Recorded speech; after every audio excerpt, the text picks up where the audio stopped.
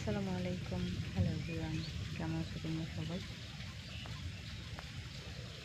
আল্লাহর রহমতে তোমরা সবাই ভালো আছো। আল্লাহর রহমতে আমি অনেক ভালো আছি। আজকের বৃষ্টির পরে যে ওয়েদারটা আমি তোমাদের সাথে শেয়ার করতেছি, খুবই সুন্দর একটা ওয়েদার ছিল। পুরো আকাশটাই ছিল সুন্দর।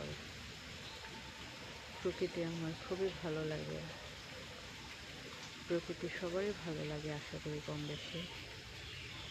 সেই প্রকৃতির মাঝে কত কিছু আল্লাহ তাআলা সৃষ্টি করেছেন সুন্দর, মাশাআল্লাহ।